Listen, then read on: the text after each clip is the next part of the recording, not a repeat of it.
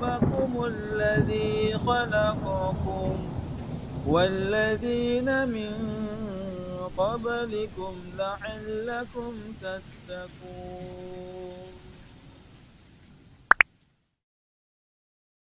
Terima kasih. Ini ada dua pertanyaan. Yang pertama terkait dengan pembahasan mengenai masalah salaf, atau tadi penanya menyebutkan apa tadi? Wahabi. Aliran salafi, aliran Wahabi kalau berkuasa akan menumpahkan darah sesama muslim yang tidak sepaham. Baik, ini terkait pertanyaan ini sebenarnya pertanyaan yang aneh. Kenapa pertanyaan yang aneh? Karena yang kita ketahui bahwa ketika seseorang bermanhaj salaf itu praktis tidak ikut-ikutan dengan masalah politik kekuasaan.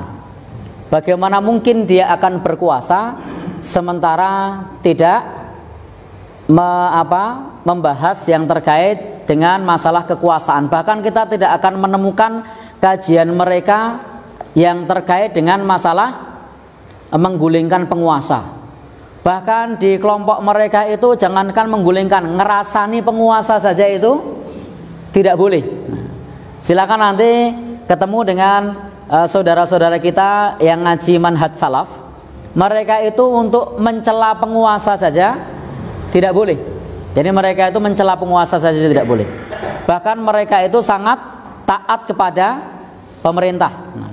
Contoh misalnya pada saat Ramadan, kalau di Muhammadiyah kan pakai hisab, berbeda dengan pemerintah. Kalau salaf enggak, mereka akan ikut dengan keputusan pemerintah. Bahkan andai pun yang dibuat oleh pemerintah itu, keputusan pemerintah tersebut itu dalam tanda kutip mendolimi mereka, mereka tidak akan melawan. Itu salah satu prinsip dari manhaj salaf. Nah, jadi itu pertanyaan yang agak aneh, karena tidak, bagaimana mungkin kemudian mereka merebut kekuasaan kemudian berkuasa dan menumpahkan darah kaum muslimin.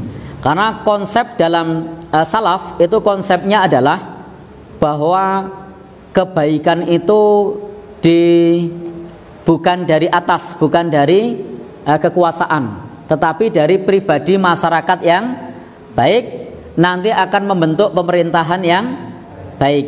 Jadi dari masyarakat yang baik akan membentuk pemerintah yang baik. Nah, karena kalau masyarakatnya ini tidak baik, dengan cara apapun kita membentuk atau memilih pemimpin, maka karena bibitnya bukan bibit yang baik, maka hasilnya tidak baik. Saya kasih contoh. Bapak Ibu pernah makan kacang? Pernah ya? Kalau kacangnya itu semuanya isi 3, mau dimakan dengan cara merem, dapatnya isi 3. Dengan cara terbuka, dapatnya isi 3. Dia ambil pakai tangan kanan, dapatnya isi 3. Dia ambil pakai tangan kiri, makanya tetap tangan kanan, dapatnya tetap isi 3. Nah, karena semua bibitnya kacangnya baik. Nah, tapi kalau kemudian kacang ini kopong-kopong, gombong-gombong, mau dilihat dengan merem, diambil dengan merem, kopong, melek, kopong, tangan kanan, kopong, tangan kiri, kopong. Nah, konsep dalam manhaj salaf itu adalah kalau semua rakyat baik, maka pemimpin yang tampil adalah orang yang baik. Nah, kalau semua rakyat amanah, maka pemimpin yang tampil adalah amanah. Nah, tapi kalau rakyat ini adalah rakyat yang sudah terbiasa korup, biasa bikin nota palsu, biasa bikin LPG fiktif, biasa bikin saksi palsu, biasa rapel tanda tangan, nanti kalau berkuasa ya kurang lebih sama. Nah, jadi konsepnya adalah membentuk masyarakat yang mereka semua adalah orang-orang yang baik. Nah, jadi di manhaj salaf itu tidak ada kamusnya revolusi, itu tidak ada. Nah, nanti silahkan baca salah satu buku pedoman yang biasa dipakai, misalnya kitab Ushulus Sunnah yang dipakai oleh Imam Ahmad rahimahullahu, yang ditulis oleh Imam Ahmad rahimahullahu taala.